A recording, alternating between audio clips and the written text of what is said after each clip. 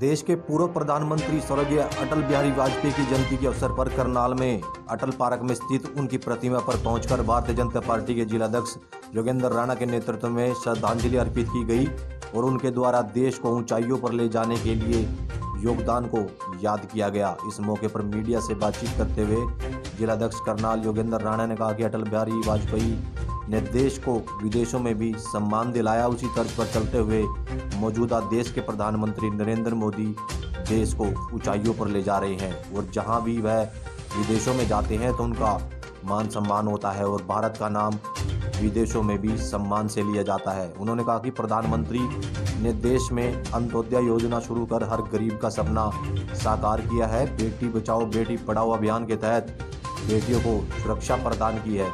आयुष्मान योजना के अंतर्गत गरीबों को चिकित्सा में भी सुविधा दी जा रही है। इसके अलावा प्रदेश के मुख्यमंत्री मनोहर लाल भी उसी के रास्ते पर चलते हुए हरियाणा का चहुमुखी विकास कर रहे हैं।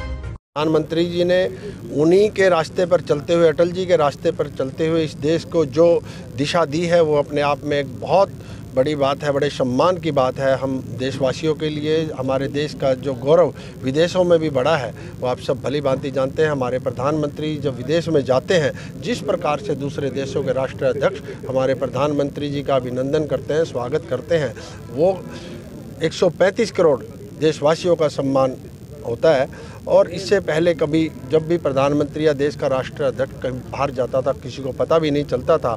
और माननीय प्रधानमंत्री नरेंद्र मोदी जी ने जिस प्रकार से गरीबों के लिए जो अंत्योदय का सपना पंडित दीनदयाल उपाध्याय जी ने देखा था उसको साकार कर रहे हैं।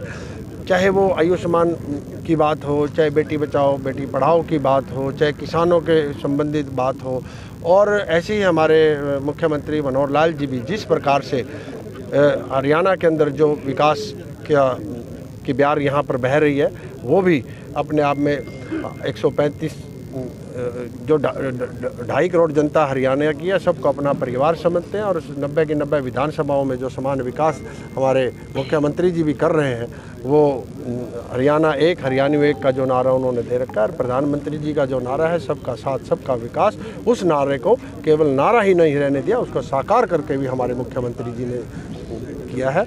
और अब इस साल जो अमृत महोत्सव मन रहा है, जो 75वां साल है आज़ादी का, उसके संदर्भ में भी बहुत से कार्यक्रम हमारी सरकार कर रही है। Thank you sir. ओमिक्रॉन को भी लेकर एक मैसेज दोगे सर जनता को? जी, मैं ये ज़रूर कहना चाहूँगा, जिस प्रकार से पिछले 2 वर्ष से हमारा देश और पूरा विश्व कोरोना से जूझ रहा है, आज जो देश पर या हमारे पूरे विश्व पर ओमिक्रॉन का जो खतरा मंडरा रहा है, उसके लिए मैं ये सभी से अनुरोध करना चाहूँगा कि हमें जो भी स्वास्थ्य मंत्रालय की जो गाइडलाइन है उसका पालन करना चाहिए, सोशल डिस्टेंसिंग बना कर चलना चाहिए और मास्क लगा कर रखना चाहिए।